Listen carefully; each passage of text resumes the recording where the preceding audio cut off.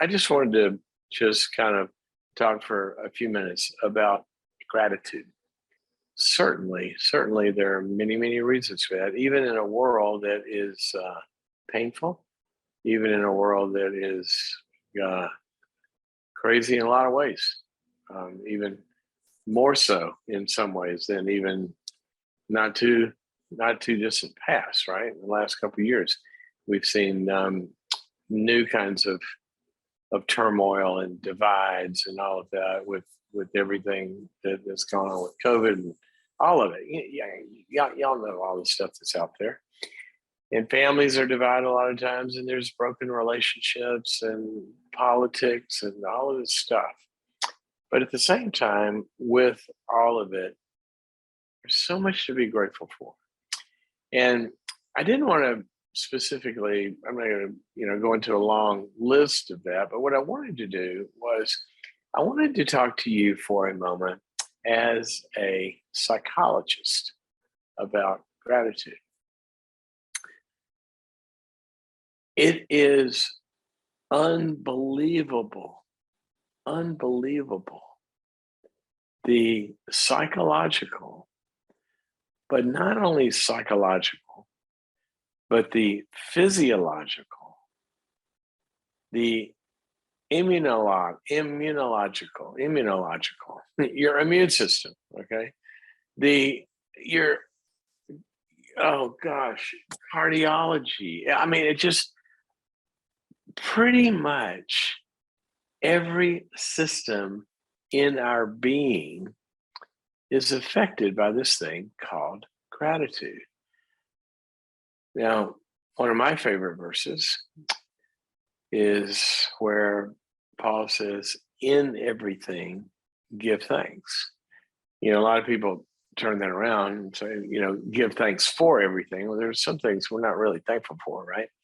But in everything, like even when we're in hard times, in going through hard times, one of the most powerful, resilient tools that people have is to realize also in the hardest of times what we're grateful for. Now we get into the mechanisms of that and part of why it does so many things for you in a moment. But just give you one example of just on the hard times. I have a very close friend who lost her husband, and with a couple of little babies. It's just a brutal time. They had two very tiny ones, and he unexpectedly died. And in walking through that with her and alongside, their family and all, it was just a brutal situation. But she came out of it in such a good place, not in denial at all, went through the valley, the shadow of death, and all of the awful pain and grieving and devastation and the lights going out and depression and, just the turmoil of it all. But actually came through it better than anybody I think I've ever seen go through a devastating loss. And there were a lot of reasons for that, a lot of the factors that go into that we talk a lot about on this program. But one of them really stood out to me the whole time, is that if she had friends close to her and, God would speak into her situation at various moments and, other things that were happening to kind of help her get through it, and then this would happen and that would happen or whatever. She's in the midst of the worst life situation. And I don't know how many times over the course of that, let's call it year and a half, 2 years, when it was, kind of before the lights start to come back on a little bit. I don't know how many times I heard her say, But one thing I really have to be grateful for is ... And I just heard that phrase over and over and over. And I was reminded every time she would say that, I was reminded not only of how well she was going through it. And when I say well, I am not talking about without pain. I'm talking about being able to not be ruined by it and be able to rebuild a life. I'm not talking about pain free. But as I heard her and watched her, I was reminded not only of how she was doing, but I was also reminded of the research. This is what I meant. I want to talk to you as a psychologist. You know, a number of years ago, probably, oh gosh, it's been 15 or 20 years ago, maybe more now, 20 maybe. The president of the American Psychological Association, a guy named Martin Seligman, at that time, he was president. And Seligman was a big researcher in a lot of different areas. And he called the whole profession together at the national, I think it was the national convention when he said this. And he said, hey guys, we have been studying misery and pain for over 100 years, well over 100 years. And we have learned a lot and we have gotten pretty good at it. We know how to treat addictions and depression and anxiety and eating disorders and all this stuff. But what we've never done, we've always studied the downside of life. What we've never done is we've never studied the upside of life. What makes people happy? Why are happy people happy? Now, I'm not talking about, binary, like, well, if you're clinically depressed, if you're not depressed, then you're a happy person. We're talking about apart from all that. You're talking about thriving and happiness.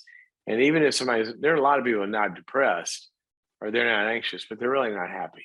What makes for a happy person and a fulfilled person? It was interesting as a Christian. A lot of times you hear happiness itself get a bum rap. Well, happiness is circumstantial and it's fleeting and it passes, but joy, that's something deeper. Well, I understand that. And there is some truth in the scriptures about that. But happiness, and what I mean by happiness is not shallow, oh, I got a new car. What I mean by happiness is a buoyancy in life, a thriving, a well-being, a sense of it is well with my soul, and also good feelings, happy feelings.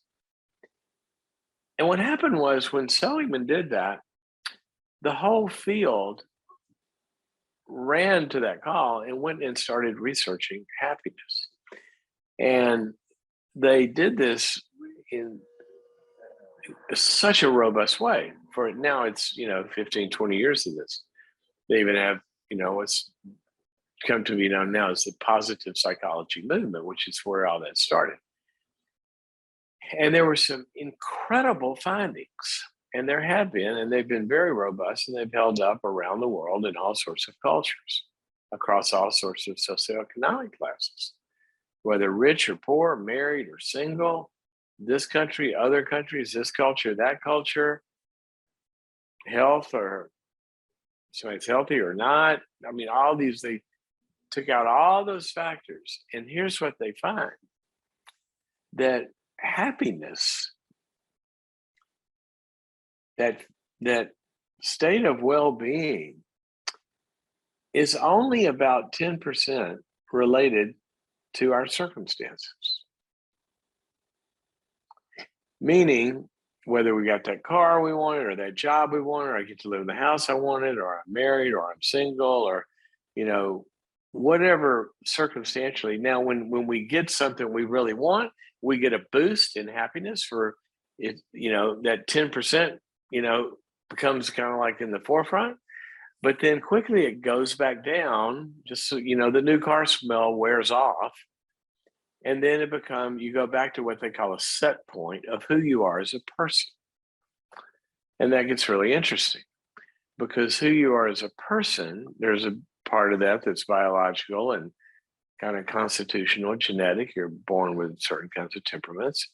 That's only a piece of it. The other big piece is life practices or ways of doing life.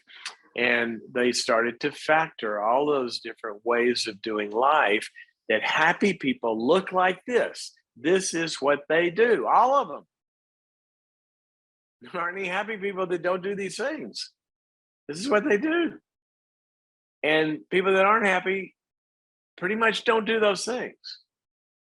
It's like you heard me say the other day, if you want to be successful, do what successful people do. Practice their practices. Well, there's a whole pile of these factors of where happiness comes from. And what happened, the way I got involved in it, one of my publishers came to me years ago and said, "I want you to write the book on happiness, but from a faith perspective. And what do the scriptures say about all of this?" And I said, "Well, I've been studying the scientific research on this for a few years, and there's a lot of scientific research. And here's the deal, guys. When I read the scientific research, it feels like I'm reading the Bible, because the Bible says the same thing as the scientific research says about what makes people happy." Now, why do I say all of this? I looked at all of these factors, was not only that the Bible was saying the same thing as the research, which is the way it always happens, but one of the most robust factors that makes people happy is happy people are grateful. We're back to Thanksgiving.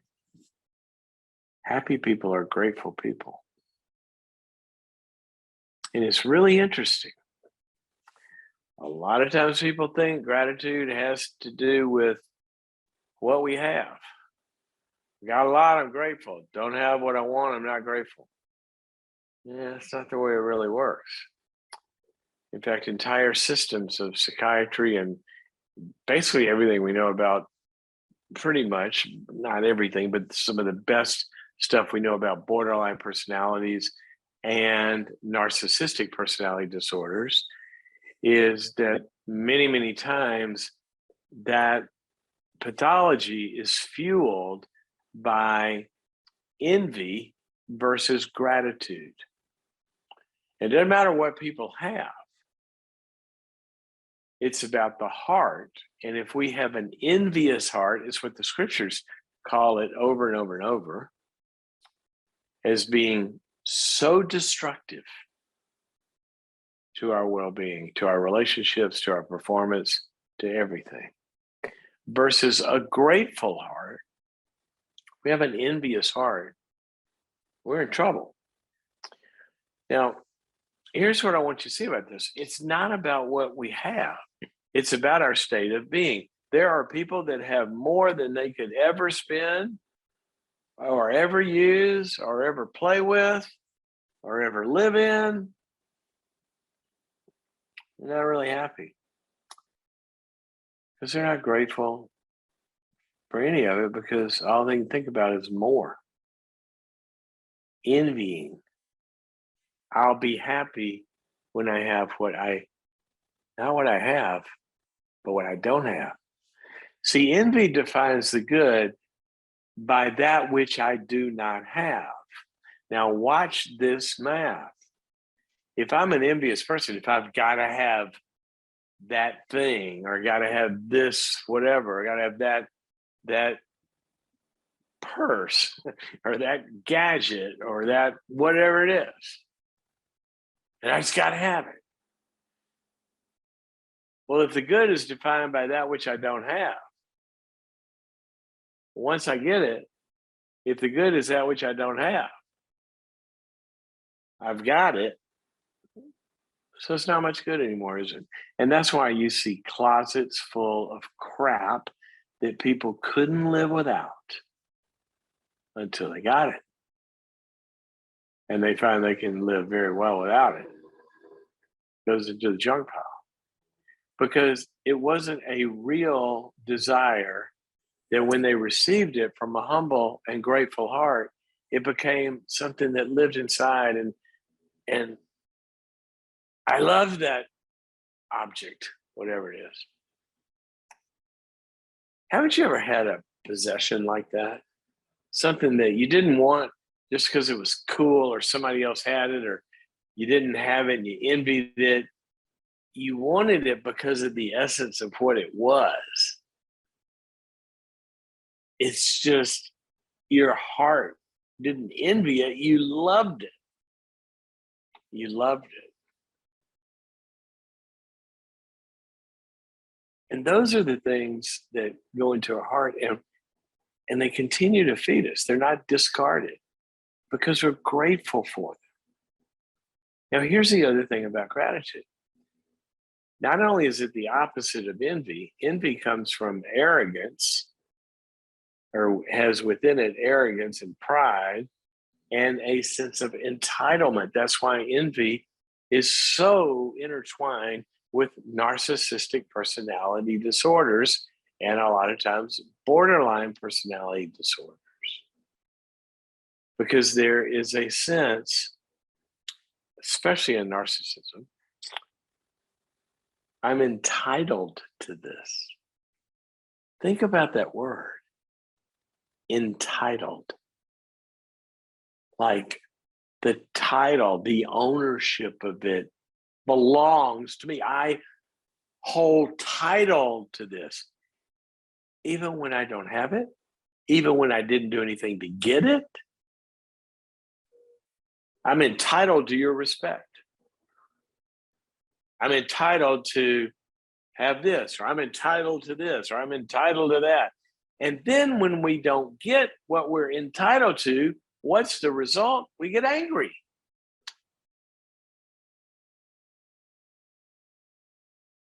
And entitled people want to be treated special, like they deserve to be treated special, more special than everybody else. And that's just gross. They feel entitled to being at the first of the line and treating better and all of that kind of stuff that we look at and throw up, because it is, and who is it that we applaud? Not the one that feels entitled to, I should get the first seat in the line, the first place in line, or the best seat in the house, or I'm entitled to special treatment when I go to this particular restaurant or this doctor or whatever. It's so arrogant, and we hate it when we see it. You've seen this with, sometimes celebrities will get caught, kind of acting like, do you know who I am? Kind of thing. Ugh. We love the opposite of it. We love the humility. That's the opposite. And see, this is the thing about gratitude. And this is what I wanted to come back to and end with. When you are grateful, you're humble. And here's what I mean by humble. I'm not entitled to anything. But when I get something, I'm not entitled to someone's love or anything.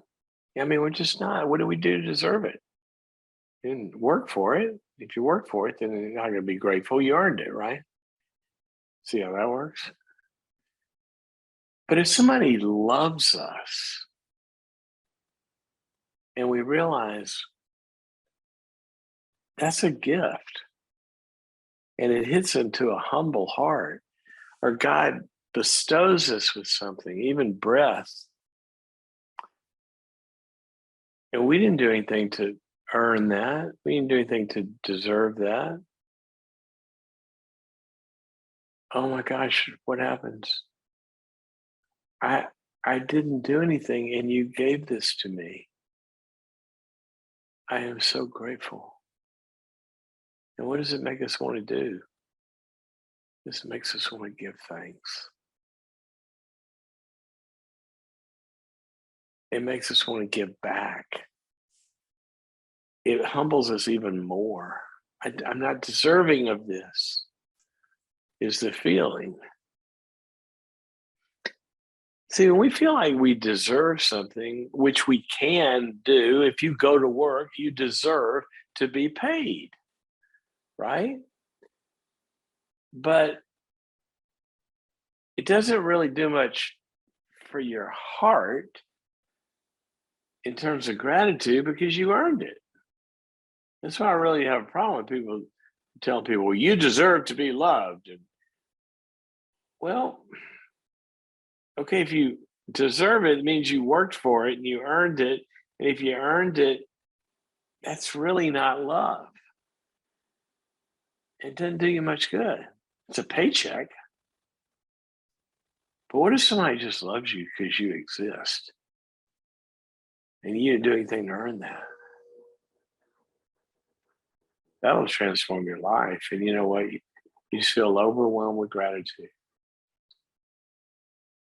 And it's interesting, humility and gratitude and a lack of entitlement and a lack of arrogance, all those things load into a sickness side of our being or a flourishing side of our being. And what the research shows, it affects your immune system, your heart, your everything. And you know this, when you have relationships with people and they are humble people and grateful, oh, thank you so much. Thank you for inviting me. Versus people that get offended. What? You didn't call me first? Or that whole offensive thing. To be easily offended oftentimes has a lot to do with entitlement versus somebody that, even the fact that you would think of me, I'm so grateful. That is so nice of you. Thank you so much. You feel the difference in those two kinds of people and who we want to be around and who we want to love and who we want to be close to. So Thanksgiving starts from a place of humility. And I think as we go into tomorrow, it's such a good practice to sit down and be reminded.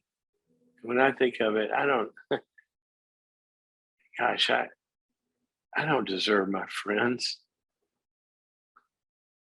They're so awesome.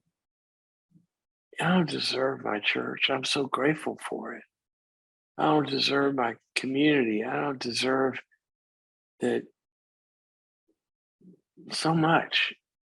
And I'm not doing a I'm so bad kind of thing. I'm just saying that God in life gives us gifts that we really didn't earn. And when we're grateful for that, it changes you. Makes you want to give back, makes you want to go give to somebody else. And it makes you feel really good about life itself. And remember, I'm not saying that bad things don't happen, nor am I saying that sometimes the bad so overweighs the good, what's the word? Overshadows, overrides the good. You know, some seasons of life can be so brutal that very difficult to feel a lot of the stuff I'm talking about. So I'm not negating any of that. I'm just saying that as a way of being on the earth, being a grateful person, telling your spouse, I'm really grateful for you. Telling your kids, I'm so grateful for you. I'm so grateful that you're the ones that God gave me. Telling your friends, I am so grateful that you're in my life. I didn't cause that. I ran into you somewhere. There was a time I didn't know you. God gave you to me. And all the different things in your life that have been good things that have shaped you and taught you and grown you and developed you and all of that. If you will embrace those with gratitude, thank you. It will fill your soul and it'll make you healthy too. So with all that, I'm grateful for you guys. Really, really grateful.